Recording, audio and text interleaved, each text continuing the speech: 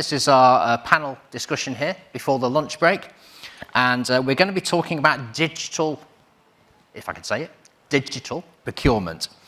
So please welcome to the stage, we have 4 speakers joining us, as you can see. We have Milind Taylor, if you could come through. Oh, sorry, it's Jonathan Kohlhauer. Jonathan Kohlhauer, Milind Taylor. Who's next? Come on, don't be shy. And then we have Deepti Malhotra and Simon Geel. So your panel, everybody. Okay, thank you, everybody. And just to fill you in a little bit about who we all are, obviously. Jonathan is UST's Global Supply Chain Practice Lead, where he brings deep supply chain functional expertise and extensive strategy consulting experience to build a world-class supply chain consulting organization. And then we have Milind. Milind is an astute supply chain leader with 20+ years of leadership experience in end-to-end supply chain management. Then we have Deepti. Deepti has more than 15 years of global experience working with large organizations across financial services, healthcare and insurance industries. And Simon, last but certainly not least, as Chief Procurement Officer at Procurement and Supply Chain Consultancy Proxima. Simon is accountable for driving product and service innovation, market and media relations. So, loads of experience on the panel. We're going to dive as much as we can into digital procurement. Obviously, it's a huge topic, particularly relevant right now, and we're going to try and cover as many talking points as we can in the next half hour or maybe even 40 minutes. Okay, so Simon, I'm going to turn to you first. Now, I was lucky enough to hear an interview with you on BBC Radio 4's Today programme last week, I think it was, where you were talking about supply chain disruption caused by COVID lockdowns in Shanghai, and obviously that's now extended to Beijing. Are we heading for another winter of discontent, or how can digital procurement help? Well, firstly, thanks for doubling the listening figures. I appreciate that very much, and thanks for inviting me. I don't get invited to many of these things.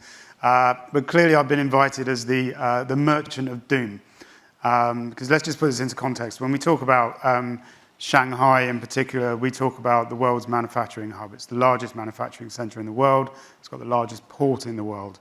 And so when Shanghai stops, the rest of the world stutters, certainly. And when you talk about Shanghai, you have to talk about 2 things. You have to talk about what comes out of Shanghai. So that's largely, electronics, cars, mobile phones. Then you have to look at the ports alongside Shenzhen, Ningbo. You get into things like textiles, more consumer electronics. But you also have to look at what goes into Shanghai. And then we're looking at biomedicines. We're looking at agricultural chemicals. We're looking at food. And all of those things, the supply chains are tightening. And so a little bit of further context. When you or I think about Black Friday, Christmas, etc., the buying period for that tends to start around now. So if we start to see disruption now, we tend to see that flowing through in at least 3, but certainly at this time of year, 3, 6, 9 months' time. So yeah, we're in for more problems. Could digital procurement help? Well, I'm really tempted to just turn around and say no, because that would be a little bit controversial. But many of the systems that we talk about as being digital procurement actually haven't been that helpful, because this is a black swan event. It's outside of conventional tolerances.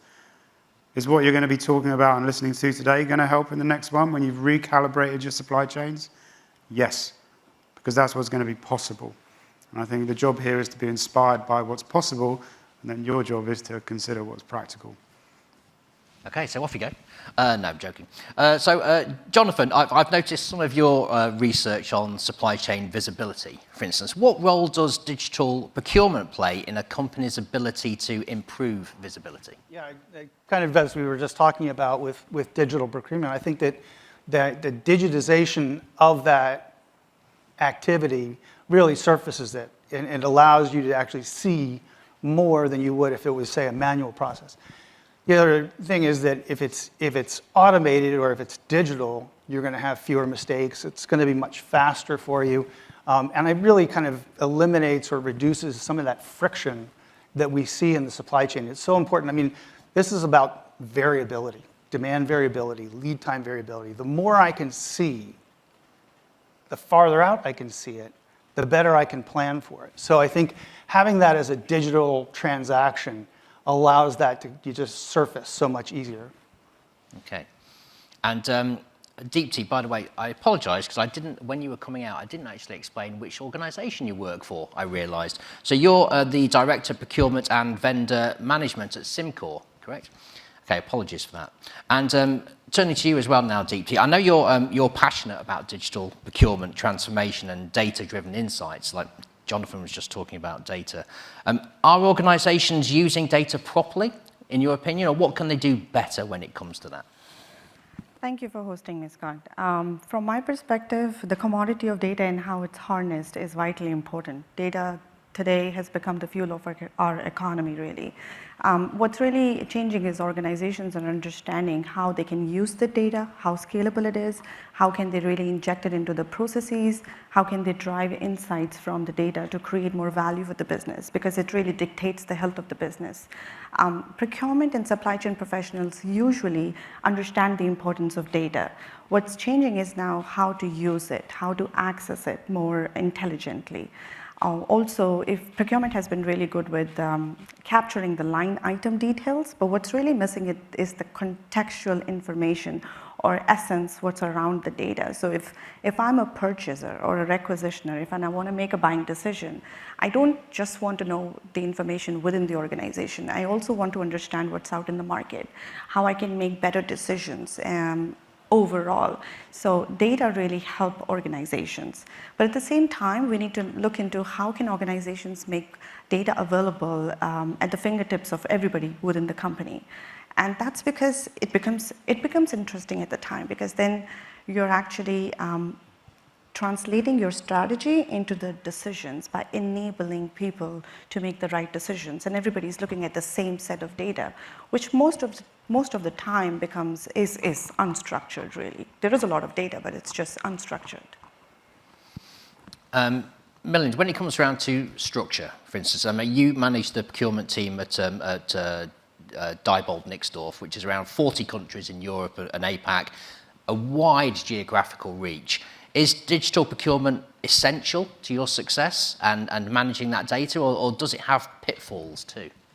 Sure. So when we talk about such a big, big geography, I think the question is not about why digital.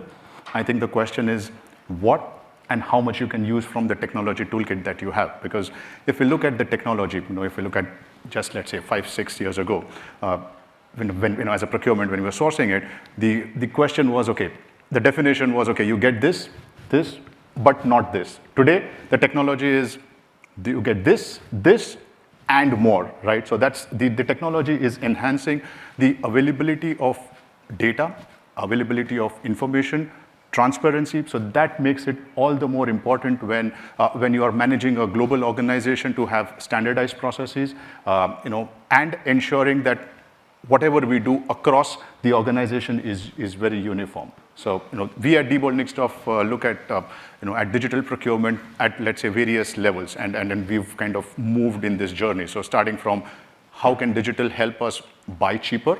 How can digital help us buy better, which is in terms of productivity? We are also using digital from a perspective of managing risk.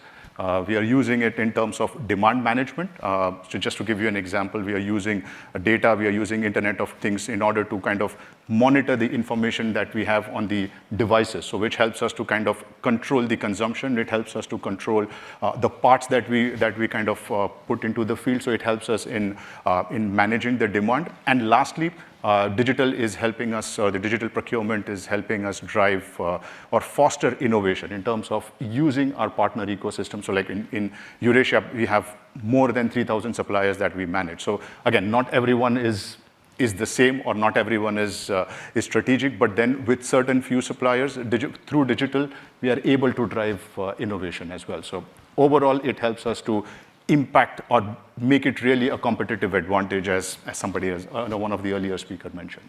Just to add on that, if I can, I mean, I actually think that we've crossed the spectrum and we're at a different place where it's not a lack of information. We have so much information, we have so much data that procurement teams are getting lost in all of that data, and they don't have the ability to actually understand kind of where do I reach that diminishing marginal return? Right. And where am I making bad decisions because I'm getting misled by the data? Absolutely. Right. And that's where, Scott, you asked about the pitfalls. Yeah. I think one of the pitfalls is too much of information, right? I mean, I was reading somewhere that they said, the data that we've collected overall, I think in last few years is double of what we have collected in last so many decades, and it's only going to double up in next few years. So I think the issue now is abundant information, data, which needs to be kind of converted into real insight and actionable from an organization standpoint. So something which might be useful for organization X might really not be useful for me as as Diebold Nixdorf. So you need to have that real clarity in terms of what information you need or what data you need, be it structured, be it unstructured, and then convert it into actionable, because that's what is going to give you a real competitive advantage. Otherwise, you will just be lost into the ocean of data that is available across. I mean, you said there about, there's too much data, and I realize that, this is, an exponential growth in data, but surely all data is useful. Maybe we just don't have the ability or the capability to handle it properly. So I was just going to say, you're right. More data can be helpful. Are we making bad conclusions? Are we making inferences that will point us in the wrong direction? Do we know how to use each of the different data elements? It requires some level of discipline. And some level of analysis, if I may add, right? Like traditionally, procurement has been sitting on a lot of data, and usually it's been unstructured. So how do you make sense of it? All data is important, but how about going ahead to asking a $2 billion company, which has, let's say, a $20 million spend in office supplies, to categorize their spend for 40,000 suppliers? It's just not possible, right? And you need to be able to make sure that you categorize your spends and you use the data to make intelligent decisions within the organization. Okay, and Simon, I'm worried that you're being quite quiet at the end there. I think you're going to say something quite controversial here. So talk about digital transformations and data here. Mm-hmm. Why do you think that so many digital transformations fail? Where are companies failing? Because we pat ourselves on the back quite a lot when it comes to data and technology and everything else, but a lot of organizations are getting it wrong or not doing it in the right way. Why do you think that is? Let's see if we can say something controversial. In 1958, we put a monkey into space. In 2022, I still talk to people who can't organize all their contracts or can't organize all their spend data 64 years later. I think we've been... here's the thing, right? I'm in procurement. Procurement historically has been one of the least interesting functions to sell to for tech vendors. Why? Because we're difficult. Why? Because the business case is difficult. It's not simply swapping people out and putting people in. That hasn't really been the imperative. And so actually, the tech hasn't been that good. What we've had to play with has been pretty poor. So, when it's pretty poor, it doesn't get adopted, everyone thinks it's a failure, and it doesn't get used. So that's one reason. But here's the really interesting nugget that I've sort of taken with me for the last couple of years. Because I'm a consultant, before I do like events or something like that, I do a survey. It's what we all do, and then we come and present the survey to you. About 3 years ago probably, because time's been compressed, obviously, we did a survey and we asked people, I can't remember the exact question, but it was something like, how do you expect your digital transformation to turn out? And it was something like 40% of people said they thought it was going to fail before they'd started it, which I thought was astounding, right? But go on and dig into the data. About 60% said they couldn't sell it to the C-suite. They couldn't articulate the benefits. When they had articulated the benefits, the vendors didn't live up to the benefits, because we know that every solution solves every problem, right? That's what they tell us time and time again. So I think it's a combination of these things, right? Poor solutions, which are far better now, have led to poor adoption, have led to poor experiences, which have led to no investment. Also, I think to add, Scott, I think one of the key aspects is how is your digital procurement strategy has to kind of dovetail into the corporate digital transformation strategy. If you try to develop a digital procurement or a procurement strategy or digital procurement in isolation, then that's surely a recipe for disaster. Again, I've learned it from my experience. If you do it on your own, trying to say, okay, procurement will try and do this, it generally, you don't get the buy-in from the C-suite, you don't get buy-in from the CEOs, and then there are deployment issues, adoption issues, and those things which kind of come up. I think that's the first and the foremost part of it, to align with the global or the company-wide strategy. Yeah, I was going to say one of my favorite things in the world, again, because I'm a consultant, is a 4-box model. I mean, God, I get excited just thinking about it. And but I want you to sort of, I'm pretty sure everyone can do this, but I just want you to imagine a 4-box model. That's not the hard bit. On one side, I want you to think about, do I do this activity today, yes or no? And on the other side, I want you to think about, do I use this system today, yes or no? And then I just want you to think about the change implications in each of those boxes. And sometimes you're either asking someone to use a new system, to do something that they do today, but in a new system. And so instantly it's got to be easier, better, faster, or more insightful. Or you're asking them to do something that they don't do today. And so you've got to explain to them why they've got to do that, what's the benefits of doing that. Or worst case scenario, you've got to do both, right? They don't do it today, they don't use the system today, and you're about to go and ask them to do it. That's a pretty complex change management piece to push that through an organization. Yeah. And I don't think many people think about it in those contexts. And I don't think data strategy should be different than the overall organization strategy. It should actually be a vehicle to drive your overall organization strategy. Sure. There are a lot of silos that exist in today's world, which should not be the case if you are driving a digital transformation.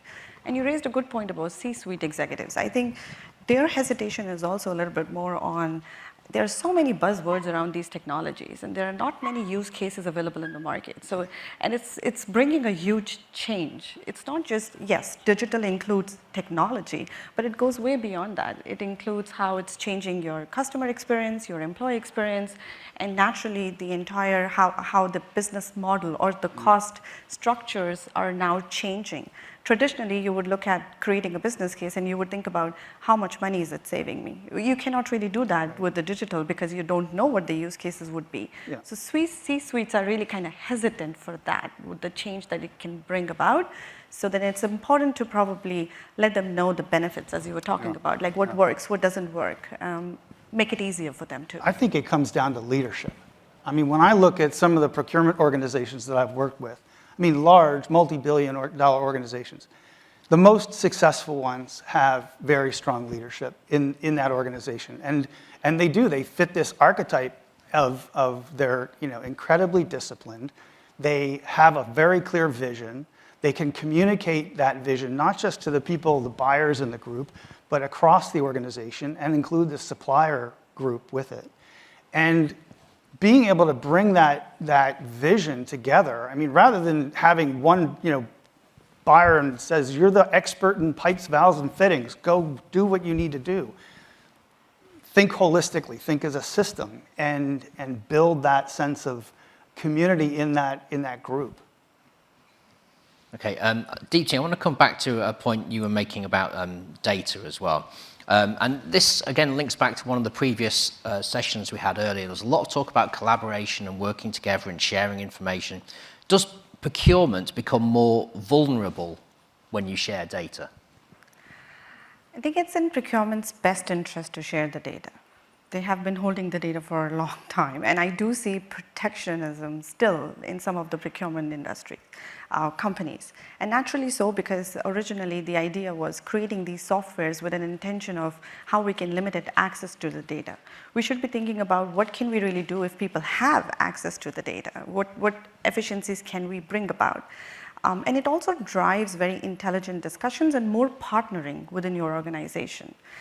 Usually, procurement organization has been tasked with 10% savings or 20% savings. It's mostly cost savings driven. Now, if you look at your cost breakdown and if you see it's, let's say 70% is raw materials, 15% is your overheads, 10% is your supplier margin, where would you really go about and bring 10% cost savings? If you have the right data, you drive the right level of conversation. You target the right cost levers by partnering not just with the R&D, product, and other departments, but you also have right partnership with your suppliers, because they would rather appreciate a discussion on how to bring the cost down versus how to erode their margins. So data sharing is in procurement's best interest, and they can show how can they build more supply chain like resiliency around it. Do people agree with that on the panel?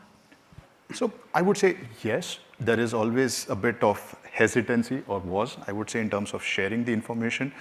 And I would say this is more so when we are talking about your ecosystem. Internally, it is still, you share the information with finance, with legal, with your business, et cetera, et cetera. But when we talk about sharing the information with the suppliers, that's where there is a lot of hesitancy. And it's vice versa. The suppliers as well have that kind of hesitancy. And that's where I think the trend, or that's where I think the change is required, is both the parties need to feel comfortable sharing the information. And as Deepti said, if 70% of your cost is the raw material cost, then I should be able to transparently talk with my supplier. As example, let's say we make steel, and we know how the steel prices have been. I think Daniel spoke about the steel prices and looking at alternative. That's the level of conversation I should be able to have with with my steel supplier, saying that, okay, this is how it is, this is what the impact is, and this is what it translates into for me as a buyer, or in terms of the cost level. That is still, with some suppliers, we've achieved that, but not with everyone. And that's, I think, needs a lot of work, and it will take a bit of time to reach that stage where you are able to share information and critical information in terms of pricing, in terms of your cost structure. That's still a bit far away, I believe. We spend a lot of time with our clients building clean sheets when we go into a sourcing or procurement exercise, because we want to understand what's that net or expected cost for us. It's amazing how much better those clean sheets get and how more accurate they are when we share information. It's not just about materials, labor, and overhead. It's about service. It's post-purchase. All of those kinds of things add up to costs that we have to consider. And when you go back to your supplier, absolutely, here's my clean sheet. Tell me where I'm wrong.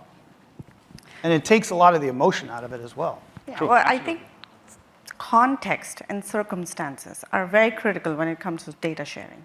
You need to have the right context. In the entire organization, you could be looking at the same number, but it would not make sense for a different department within the organization. So you have to drive the right context. You could have the graphical representation, but without the right context, you wouldn't know what it's really driving. And when I say circumstance, I really mean, yes, we should share information with the suppliers, but it also needs to be shared in a controlled fashion. I cannot really lay out my entire cost structure to a supplier. I need to be driving the right discussions, pushing the right levers, driving the right tension to be able to collaborate with the suppliers. So yes, it should be shared, but in a controlled manner.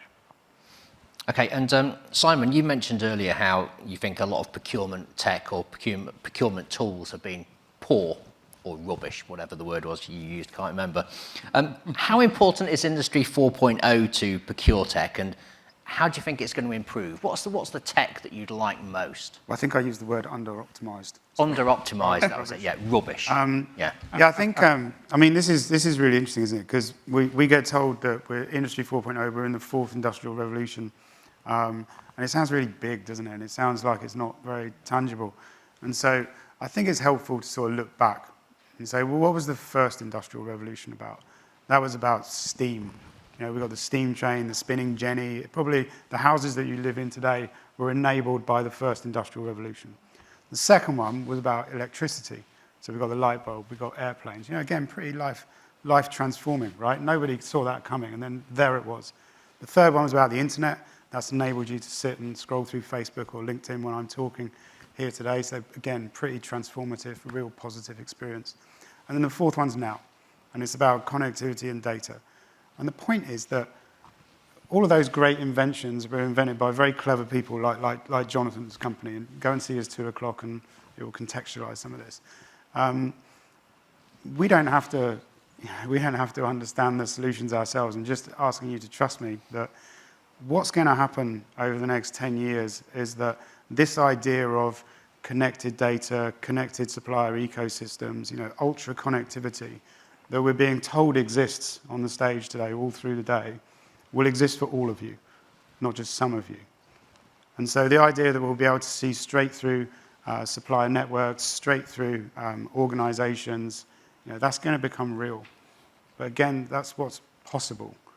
It's not yet probable for many of you in the room today, just because you're not quite interesting enough for the suppliers to focus on. But you will be, the utilities will arrive, and it will come. Okay. Right, are there any questions from the audience? Yes, there are. Could we get a microphone down to the front here, please? Just over here. And could you start by stating your name and where you're from, please? Thank you. Hi, I'm Kelly Bommers from Baringa Partners. We know that the procurement tech market has exploded and there's so many exciting companies growing. How do organizations avoid thinking that buying tech is going to solve their problems? I always think that buying tech's going to solve my problems. I went and spent loads of money on Sonos and put it in my living room and then realized that it's about 3 feet from my Alexa, which is in the next room. And I think that's a real problem, right? Because if you look at the marketing messages that are out there, and I'm in marketing, so I can say this, most tech products will tell you that they solve lots and lots of problems for you.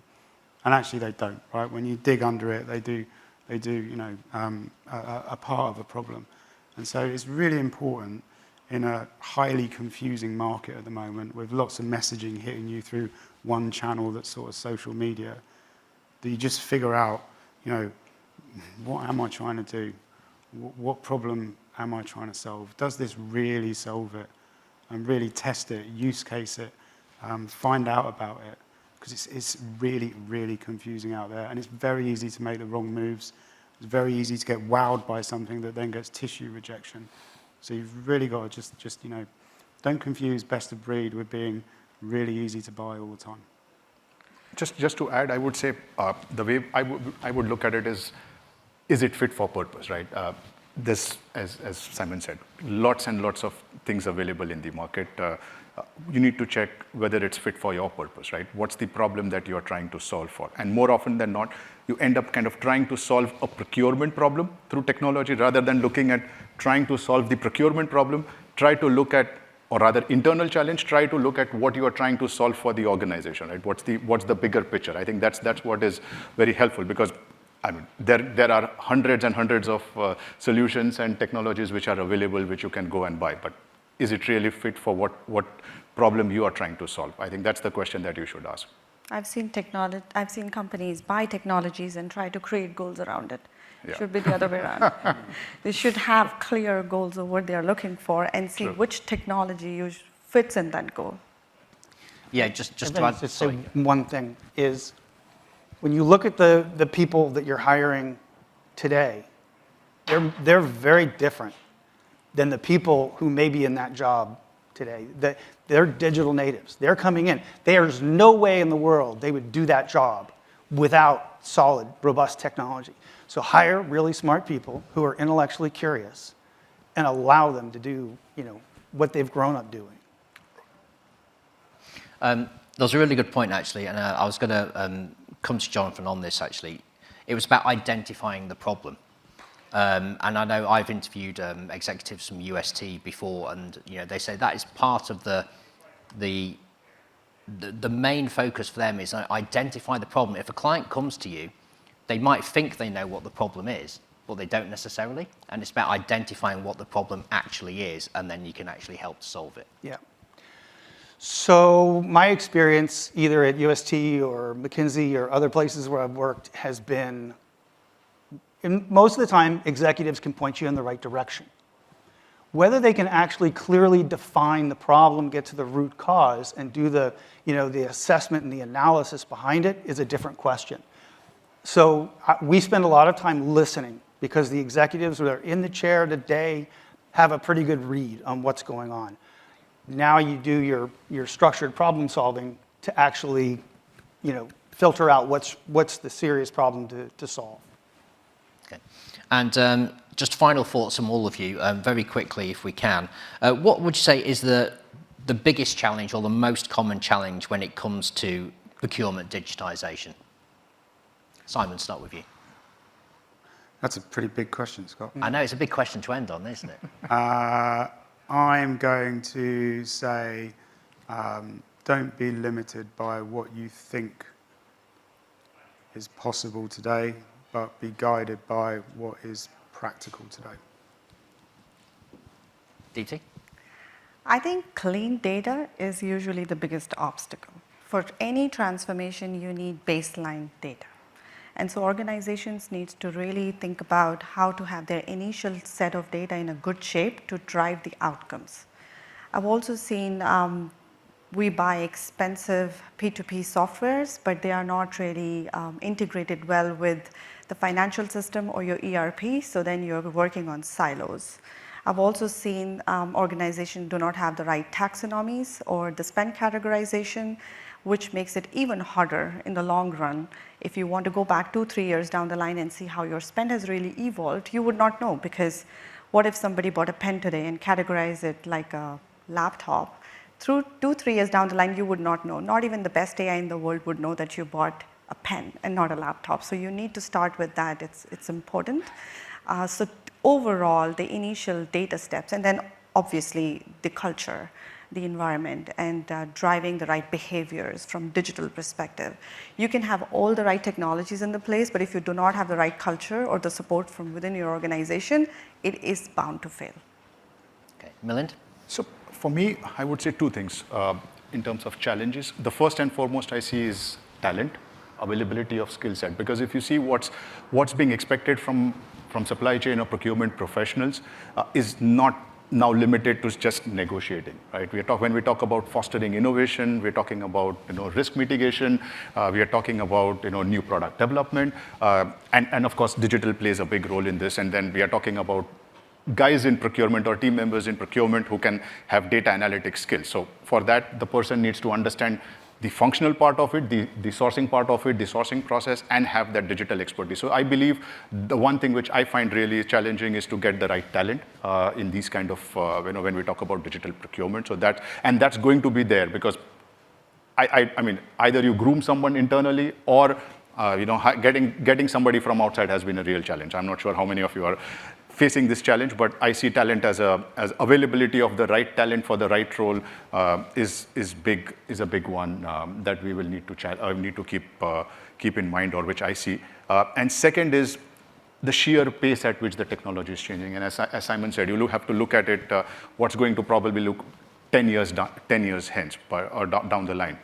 Very difficult. So the landscape is changing so very frequently, and by the time you kind of complete the rollout of one tool or one technology, you realize that it's probably something new is on the market or something completely new is on there. So that's what makes deployment or decision on deploying digital technologies as well very, very difficult. Getting approvals is very difficult. To get CapEx approvals on technology is very challenging because of this reason. Okay, final thoughts, Jonathan? Yeah, I think it's trust. It's teaching trust.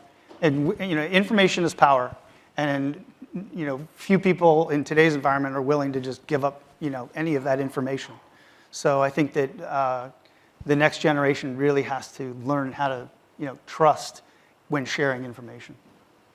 Okay, all right. Look, we're going to leave it there, but before I finish, I just want to say it's so great, and we're so grateful to have all of our speakers joining us today. And I've spoken to a few people backstage who say they haven't been at a live event like this for 2 or maybe 3 years. So I want to say an extra special thank you to all of our speakers, but also ones that are traveling great distances to join us today. So for instance, Deepti has come from Canada, and Jonathan has come from the US to share their insights with us all today. So everybody, your panel, thank you so much. Simon, Deepti, Milind, and Jonathan. Thank you. Thank you, guys. Thank you.